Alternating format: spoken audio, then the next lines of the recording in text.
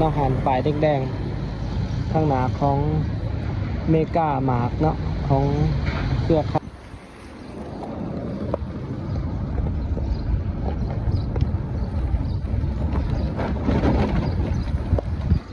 สบายดีกันเบิดสุขคนตอนนี้เราอยู่เส้นทางตรงไปหน้าเนาะเส้นทางพนชีนวลทุกคนทางนี้ก็สีสอดออกไปถนนดงปลานเนาะวันนี้เป็นบรรยากาศวันเสาร์ด้วยทุกคนบรรยากาศวันไม่ยิ่งสากลเนาะวันที่8 เดือน 3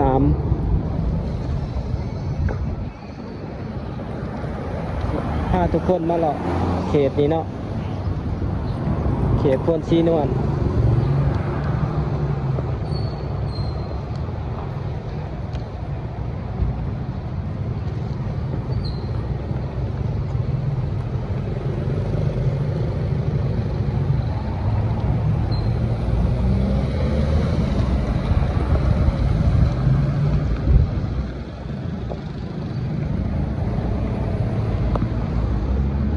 จะพาทุกคนมา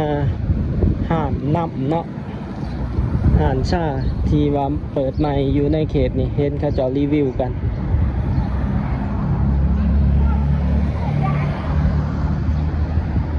อยู่ทางหน้าของกอกหมากเนาะ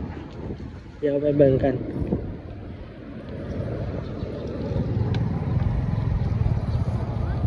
เดี๋ยวทุกคนปลายแดงๆกากะเนาะหาดชากากะ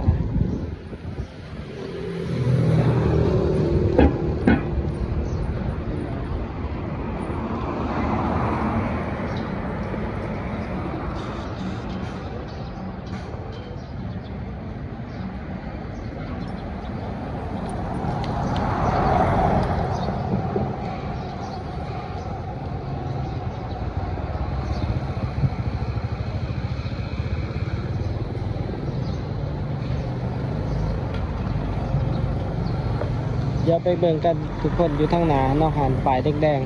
ๆทางหน้าของเมกามาร์กเนาะของเครือข่ายของเครือกอกหมาก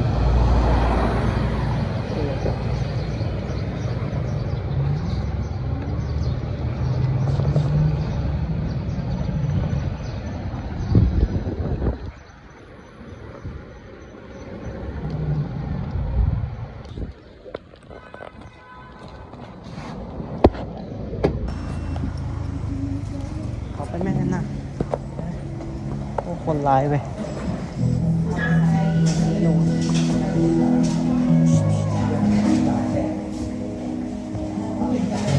คนร้าย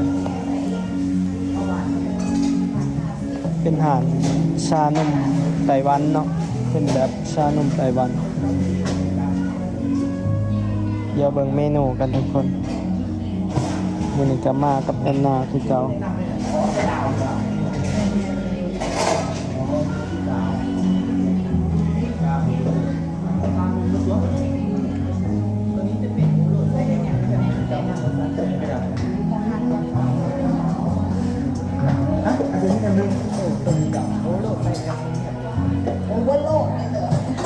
ช่วงนี้เพิ่นมีโปรโมชั่นซื้อ1 แถม 1เนาะทุกคนยินถือว่าเป็นธุรกิจที่ว่ากำลังบูมเนาะอยู่ลาวตอนนี้ถือว่ามีหลากหลายห้างเป็นอาหารชาหลายๆแบรนด์ที่กำลังเข้ามา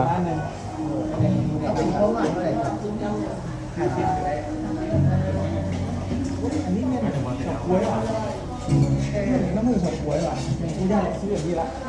อันนี้เป็นผู้แทนเหรอโอ้โหจะไม่มีนำเยอะนะปากกาตกปากกาตก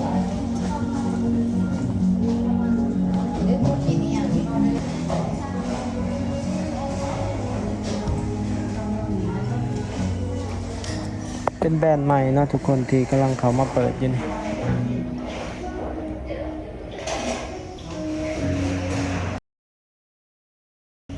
คนร้ายเลยช่วงนี้เขาจะมีโปรโมชั่นสื่อ1 แถม 1เนาะบางเมนูโอ้มีบอลไทยหูเดี๋ยวจังสิพาทุกคนเขาไปเบิ่งเมกามาร์กเนาะ อยู่ถนนพลสีนวลเลยทุกคน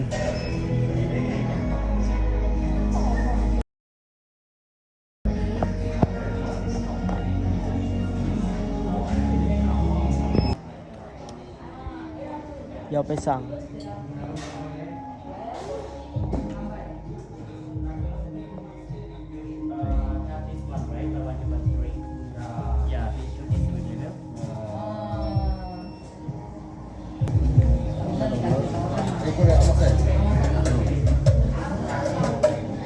นอนราคาก็ตามนี้เลยทุกคน そうですね、カスタマイズはいらんな。 ตัวเมนูที่เป็นตัวนี้1 แถม 1บ่เป็น 1 แถม 1เฉพาะเมนูนี้ これやろ。 เมนูนี้ไซส์ L จ้ะ これからついてるやつ濃い濃くない。 ตัวนี้เป็นชา ちゃうかな。 ชาเนาะ เฉพาะไซส์ L จ้ะ S บ่ได้แถม อ๋อใช่แถมเฉพาะไซส์ L เนาะไซส์ S เอาไซส์ L นึง เอาเป็นความหวานอะไรจ้ะ เอา มีหวาน0หวาน25 50แล้วก็100 หวานหน่อยสุดซะเอาเศร้าหาเลย ทั้งมาทั้ง2จบ เดินนี่เป็นราคา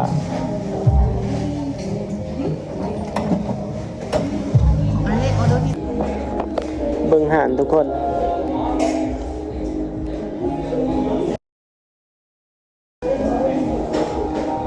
กากาโกกากาเกสกากาคนก็ร้ายเติบเนาะที่ว่าเขามาใช้บริการบางคนก็มันมีโต๊ะเขามานั่งเฮ็ดเวียกพร้อมทุกคนราคาก็ประมาณเดียวกันเนาะกับ Amazon เมนูถูกสุดก็อยู่ราคา 30,000 เนาะ30 35 45 50ปลายเนาะที่เฮาสั่งก็คือเป็นชาเนาะไซส์ L 52,000 1 แถม 1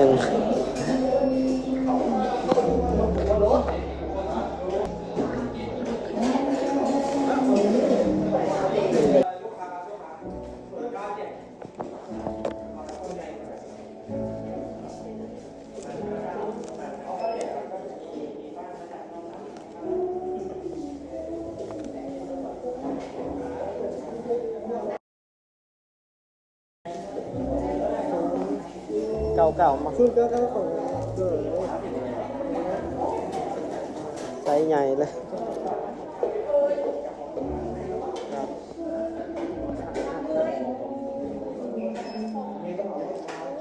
โอ้ไซส์ใหญ่เลย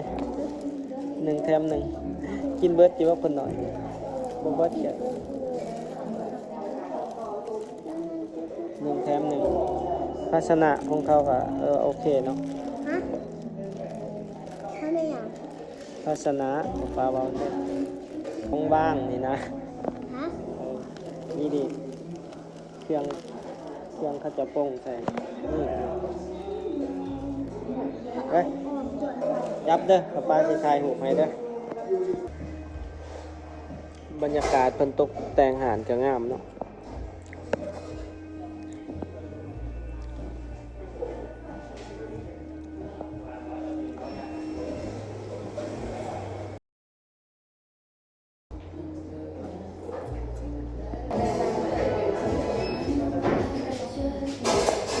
ลูกค้าก็หลายอยู่เนาะทุกคนที่เขามาแต่ว่าบ่ฮู้ว่านี่มันเป็นแบรนด์มาจากประเทศใดเนาะน่าจะแม่นของไทยเนาะเพราะว่าเห็นเขาเจ้าส่วนหลายผู้ที่ว่าเขาเจ้าขายเขาเจ้าเว้าภาษาไทย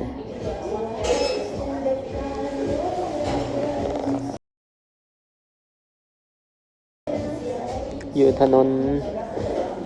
พลสีนวลเนาะทุกคนทางนั้นก็มีของมีเชือกเนาะทาง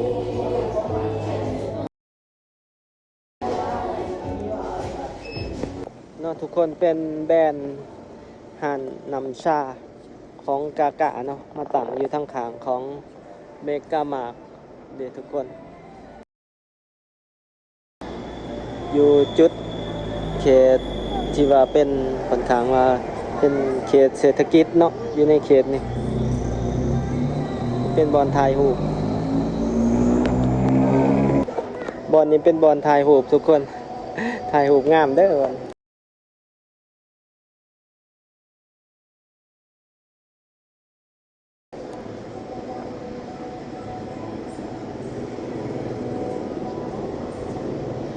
วันนี้เป็นวันที่8เนาะ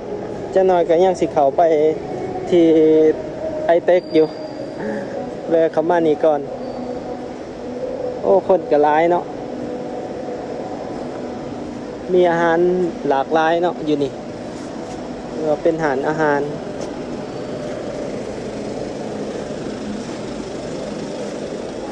กอกเปิดประตูชีวิตที่ง่ายขึ้นโอ้ข้างในเขาจะเฮ็ดแบ่งโซนใหม่เนาะมีอาหาร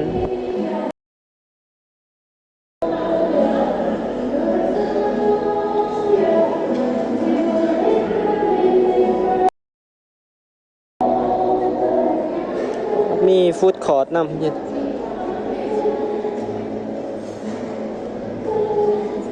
ฟู้ดคอร์ทมีโต๊ะกินอาหาร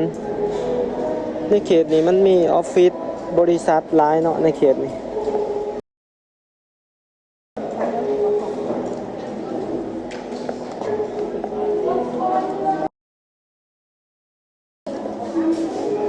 เดี๋ยวยางเขาไปเบิ่ง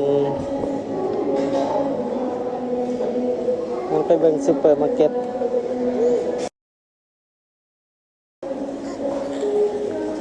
เบิ่งสินค้าทุกคนเดมานี่ดนเนาะสินค้านี่ครบเลย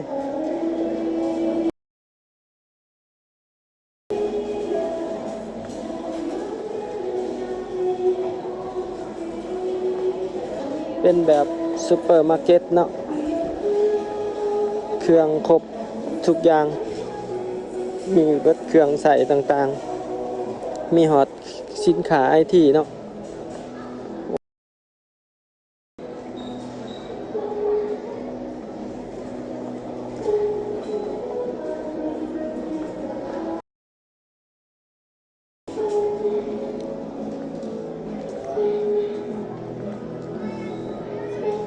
ก็สิพาเบิ่งน้อยหนึ่งเนาะทุกคนอยู่ในนี่เพราะว่าเคยเข้ามา2 เทื่อละ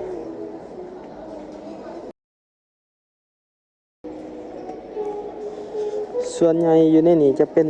สินค้าเกาหลีเนาะหลายที่สุดอยู่ในนี่เพราะว่านี่โซนเศรษฐกิจในแถวนี้ส่วนใหญ่สิเป็นชาวเกาหลีที่ว่าเขามาอยู่เขาจะมาซื้อคอนโดอยู่เนาะแล้วก็มาเช่าอพาร์ตเมนต์อยู่เฮ็ดธุรกิจอยู่ในนี่ในเขตนี้เนาะแถวพลศรีนวลแถวพลไส้เขตนี้ส่วนใหญ่สิเป็นชาวเกาหลี